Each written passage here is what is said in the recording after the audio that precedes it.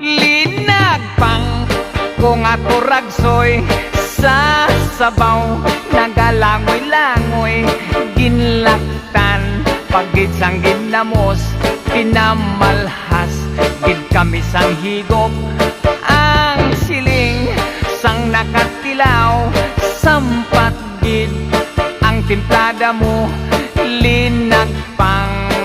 nga turagsoy, kanamit gid pro.